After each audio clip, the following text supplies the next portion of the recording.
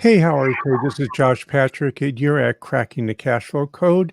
And today, my guest is Adam Mendler, and he has, kind of a interesting background. He's the CEO of the Velos Group or Velos Group. I'll probably get that wrong. I usually do. He has a ton of overseas ventures, and he does stuff with Herman Miller chairs, which I love. And he has a custom tobacco company, which maybe we'll get into, maybe we won't, but that's always kind of an interesting thing. So instead of me yammering on, which is one of my bad habits in the world, let's bring Adam on and start the conversation. Hey, Adam, how are you today? Josh, I'm great. Happy Friday. Good to be here with you and good to be here with your audience. Yeah, well, thanks so much. And well, I don't know what, this podcast actually goes out on Tuesday or Mondays, but we're recording it on a Friday. So I guess Oh, it's okay. Happy Friday. Happy It's not been going whatever day for of quite a the week while. to whoever is listening. Right. So, Adam, I want to start off with something which I find really kind of an interesting thing, which is one of the things I found really attractive is managing millennials, Gen Z. And I have two questions. First, how do you do it, in your opinion? And two, what's the difference between the millennials and Gen Z? Because they are different cohorts. Yeah, great questions. And I think the first thing that all leaders should understand is that no matter who you're leading, no matter how old the person is that you're leading, whether they're a millennial, whether they're a Zoomer, Gen Z, whether they're Generation X, the core principles of effective leadership are universal. And I think that all too often we have um, people who want to stereotype and want to generalize and want to say millennials need to be led this way, Generation Z needs to be led that way. Now, there are distinctions, there are things to understand about them, and I could talk about them. But the most important thing is that at the end of the day, leaders need to follow the best practices no matter who they're leading, no matter what their audience and their workforce looks like. But a couple of things to keep in mind when it comes to millennials. Millennials are extremely mission focused. Millennials care very much about what you as an organization are achieving. Millennials understand that they're in a workforce that is very fluid. Millennials have lived through a number of major crises now.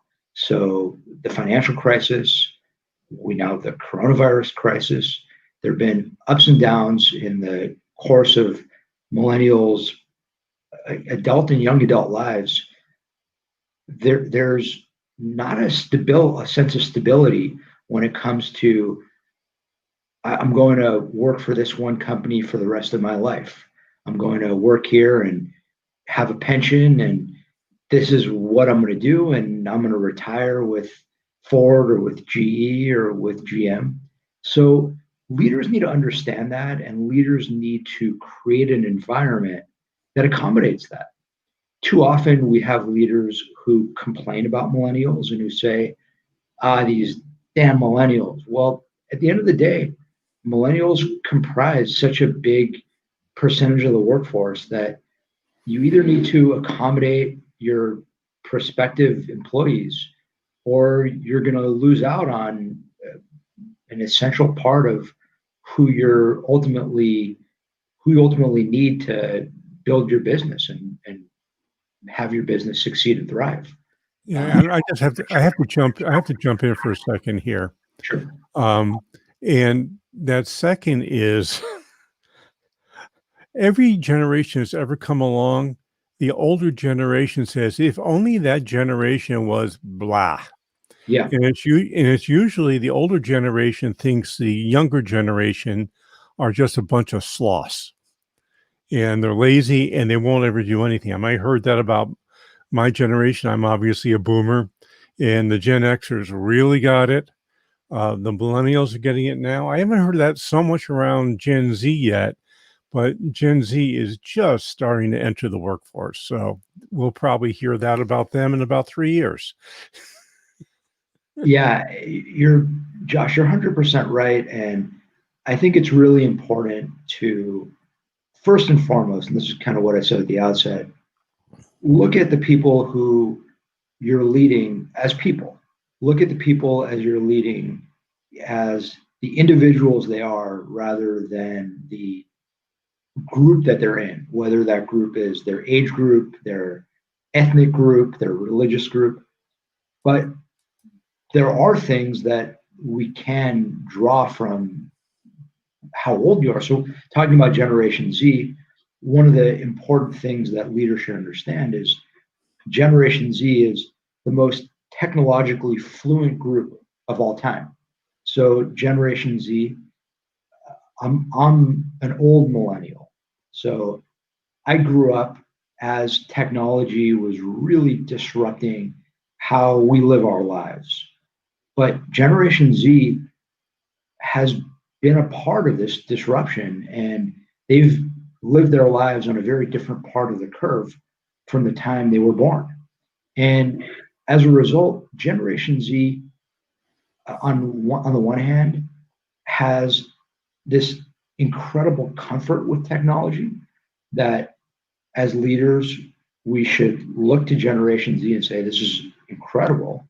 But at the same time, recognize that there might not necessarily be the same attention span because everything is now consumed in much shorter clips than they were in the past. We have technology to give us access to things much more quickly. And not to do the whole, well, back in the day or when I was a kid, but growing up, there were newspapers, and you had to wait for the newspaper to come to your doorstep to be able to read the news. And now the newspaper delivers yesterday's news. If you want to get the news, you go online and you get it instantaneously. And we're in an information age where everything is instantaneous. And as a result, leaders need to recognize that there's a certain impatience among the younger generation. The younger generation wants, and that's not necessarily a bad thing. The younger generation wants to achieve, wants to accomplish, wants to make things happen now, and doesn't necessarily want to sit around and wait. So leaders should take advantage of that. And my perspective is let's empower people. Let's give people who really want to achieve the responsibility once they're ready for it, but work their way up to the responsibility to be able to become leaders themselves. Let's educate and grow and train other leaders to become in a position where they can ultimately help drive your organization to a better and better place. Yeah, there's two things that have come up for me. One is you are talking about the what I call a digital native, and I've maintained for a long time that Gen Z is actually the first generation which are true digital natives. I mean, people call millennials digital natives, but the truth is the millennials really never got a chance to experience technology till they were about 10 or 11 years old, 12 years old. Gen Z was experienced technology when they were 3 years old. By Right. 4 years old, they could use an iPad as effectively as most of their parents. So it's a very different thing. The other thing which brought to mind is that when you're working with millennials, is that you really want to be paying attention to your corporate values because they pay attention to your corporate values. And your corporate values have to be consistent with your actions and not just what you say, because if you don't, millennials are more of a BS sniffer than any other generation out there. And they're very, very, very vocal about it. So you just have to realize that if you say, our value is personal responsibility, and then you as an owner start blaming or justifying your way through life, your millennials are going to see that as a gigantic disconnect, way more than Gen Xers or boomers or probably even Gen Zers. So it's just something that I've noticed along the way is that being a values-led company is a real advantage if your workforce is primarily or even have a lot of millennials in it. Does that make sense to you? I couldn't agree with you more. I think that you said it beautifully. And to your point, every company has core values. Every company has a mission statement. Every company says that they have a culture that means something. But in reality, very few live and breathe a true corporate culture that their employees can turn to and say, this is what our company is all about, and we're proud of it. Objectively, when you think about your career, my career, or anyone listening to this conversation, if you are intellectually honest and you ask yourself, of all the companies that I work for, how many of those companies really lived and breathed values that I was proud of? It's a hard question to it's hard it's a hard circle to square because at the end of the day, most companies are there, if not all companies are there to make money. At the end of the day, that's what a business is about. You know, if you're I have to stop. I have to stop you. I have to stop you right there. Making a profit is not what a business is about. Serving a customer is what a business is about. Making a profit is a result of serving a customer extremely well. so Josh, yeah, so Josh, to your point, I think it's a matter of linguistics. I can tell you that, and I say this to any audience I speak to, the number one most important thing to any business is your customer. Without a customer, you don't have a business. Every leader needs to be as customer centric as possible. Every entrepreneur needs to be as customer centric as possible. Without customers, you're not in business. Uh, as the CEO of my company, there's nothing I care more about than my people, and my people are the people who work for me. The people are my customers. People are any stakeholder in my business. So I'm with you 110% of the way. The point that I'm trying to make, though, is that if you're not in the game of making money, you're not going to start a business. If you're in the game of breaking even, then you would start a nonprofit organization. But if you're in the, or a lot of nonprofit organizations are in the game of making money, but if you don't care about if you don't care about making money, then you're probably not going to start a business. But if you're starting a business, you want to make some money. So Sure. a You lot have of to make money, or you can't play the game anymore. totally. And kind of going back to the original point, a lot of companies are just focused on making money. That's what all they're focused on. And they bring workers in and they bring employees in and they train you and they educate you on here is your role in the organization and here is how you as a cog fit into the machine and here's how you are going to help us make more money. That doesn't speak at all to mission. That doesn't speak at all to values. That doesn't speak at all to a greater good, a greater purpose. And those kind of organizations have completely lost millennials. Millennials have flocked to companies that have been able to articulate that, yeah, we're here to make money, but we're also here to do something bigger. We're also here to serve a greater good, to make the world a better place, to pay it forward in some way. And here's how we're going to do it. And here's how you are going to help be a part of that experience. And as a leader, you need to be able to articulate a vision. And beyond articulating the vision, you need to really live and breathe that vision. You need to really live and breathe those values because, Josh, as you said, I don't know if your editors will need to bleep this out, but it's a lesson that I learned when I was a kid from my dad. And my dad taught me at a very young age, you can't bullshit a bullshitter.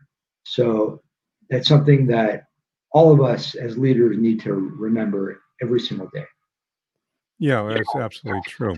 The thing that I've would like to just point out is that most of the people listening to this podcast do not have articulated values in their company, and it's a huge mistake. And it's rare that I see a company with less than 50 employees have any idea what their values are, because the owner has not spent more than 38 seconds thinking about it. And in my experience, if you want to have a sustainable business that becomes sale ready, you have got to be a values-led organization, not because the next owner wants your values, is that if you don't do it, you're going to have a crummy company. Josh, I'm with you again every step of the way.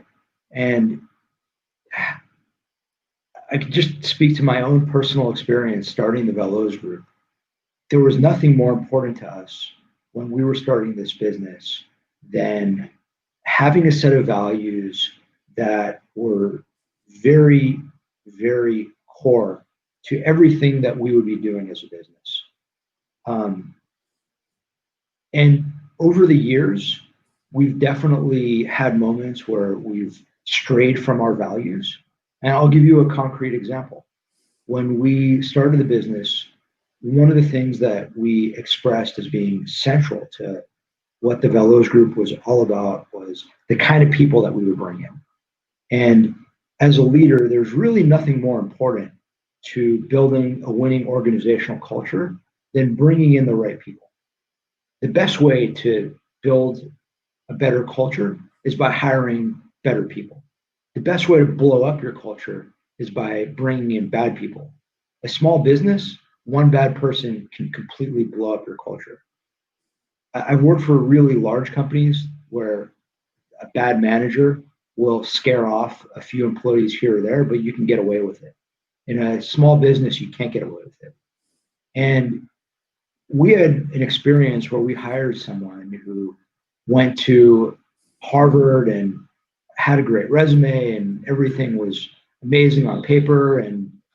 But in the interview process, there was a little bit of an uneasiness, but instead of trusting my gut, I kind of sold out to the credentials and what kind of felt like it was the safe move. And it immediately backfired. We had to let this person go after 2 weeks. We would have let this person go after 1 week, but my team told me that you can't fire someone after 1 week. So we waited 2 weeks, and by the second week, every single person on my team asked me what's taking you so long. So it was an important lesson. Number one, in that when you have a vision that you believe in, when you have values that you believe in, it's important to stick to them. It's important not to stray from them. And number two, it was a really important lesson in that don't chase the shiny object. That shiny object. This could apply to someone thinking about sales, or it could apply to really any aspect of your business. But in this case, we knew fundamentally who the right kind of person was for our business. That kind of person is someone who has a strong work ethic, who's a team player, who is self-motivated, who works really well with others, who we could kind of check the list on and on and on. These are things that you don't measure in a resume. These are things that going to an Ivy League school and doing really well on the SAT doesn't tell you one way or the other whether you're a real problem solver, whether you're someone who, when the rubber meets the road, you're going to make things happen, or you're going to hide under the covers. So this is really important stuff for all listeners, for whether you're a blue collar business owner, or whether you're someone just starting out and thinking about how to get your career started and how to get your business started. Live and breathe values, set core principles that are important to you and that will be important to the kind of people you want to attract to your organization, and make them a meaningful part of what you do. Yeah, you just described what I call the brilliant jerk. And that's, in fact, you did a really good job of getting rid of your brilliant jerk fast. It used to take me several months, and the exact same thing happened. People would line up outside my door saying, "What took me so long?" But you can't have a brilliant jerk in your company. They might be able to do their job incredibly well. In your case, it sounds like the person you hired not only was a brilliant jerk, but they didn't do the job especially well. It becomes a little bit more difficult if your best salesman also happens to be an incredible jerk, which Yeah. happens in a lot of companies. But Yeah. you have to be clear on those values. 100%. And this is a topic that I love discussing. I love discussing it as a guest on podcasts, but I also love discussing it on my podcast, 30-Minute Mentors, where I interview the most successful leaders in the country on how they got to the top and their best advice for how listeners can get to the top as well. And I will often ask my guests who are CEOs and founders of Fortune 500 companies, founders of multi-billion-dollar household name businesses across industries. And an interesting piece of advice I got from one of my guests, who is the founder of one of the most successful financial services firms in the country. He told me, don't hire good people. And I said, what? Don't hire good people? And, but I thought after doing hundreds of interviews and starting different businesses, I thought I knew a little bit about the topic of hiring, but I was stopped in my tracks for a second when he said, don't hire good people because you can't fire good people. Only hire great people. And that was a really interesting and important lesson. And when I've thought about it, you can fire bad people pretty easily. This person who I referred to, we all acknowledge that this individual wasn't a fit and it wasn't a difficult decision to fire this person. But I've had people who I've hired in my organization who were good, but were not great. I'm sure anyone tuning in has had people in their organization that they've hired who was okay, solid. Maybe they did the job to a satisfactory level. And those are the people who are the hardest to replace because you just get comfortable. And as a leader, you need to be really focused on only hiring great people. And no matter what role you're filling, we just hired a customer service person. We're not paying this person a ton of money. It's not a glamour position, but it's as important a position as there is in our business and in any business. Because if you don't have good customer service people, you don't have happy customers. You don't have customers, you don't have a business. So every person you hire has to be a great person, has to be a great hire. True. So you happen to mention your podcast, and I'm going to encourage people to go listen to your podcast because listening to your guests, you have like the who's who of the world on your podcast. So if we had more time, which unfortunately we don't because we're out of time, I would love to learn how you did that. But since our topic is how to create a sustainable business, not how to create a great podcast, we're talking about the right stuff. So, Adam, you're an interesting guy, and I'm going to bet some people are going to want to find you. I've got your website up on our YouTube channel, but a lot of people will be listening to this podcast and they can't see what we're talking about. So how would people find you if they wanted to? Thanks for the question. So I try to make it as easy as possible for anyone interested. It's really just my name, Adam Mendler. So you could go to adammendler.com. You can follow me on social media at Adam Mendler. That's at Adam Mendler on Instagram, at Adam Mendler on Twitter. My podcast, 30-Minute Mentors, that's all spelled out. So you type out 30-Minute Mentors, is available on every major podcasting app, iTunes, Spotify, Stitcher, Google Play. It's also available at 30minutementors.com. And I encourage anyone interested to tune in, to subscribe. Start with the guests most interesting to you. So it could be a CEO or founder of a brand name company. It could be a celebrity or athlete. I've had a number of really well-known actors, actresses, Hall of Fame athletes. It could be a military leader, Admiral Jim Stavridis, four-star admiral, Martin Dempsey, the chairman of the Joint Chiefs of Staff, highest-ranking military officer, was a guest. I've had some other great military leaders on the podcast. So I try to provide a really broad range of perspectives, all of whom are individuals who have made it to the top, who have excelled in whatever it is that they've done in their lives. And my goal really is to spend those 30 minutes culling the best advice possible from my guest on how anyone tuning in can become more successful in their lives, can better excel personally, can better excel professionally, and can become a better leader. Cool. And I have two things I would like you to do. The first is, and this is something that I always forget to ask, but I should have done at the front of the show. And since I forgot once again to put it at the front of the show or at the end of the show, please go to wherever you're listening to this podcast and give us an honest rating and review. It's just really, really important for us. And if you could do that, I would certainly appreciate it. And the second thing I want you to do is I want everybody here to have what I call a sale-ready company. Now, a sale-ready company does not mean you are about to go out and sell your company.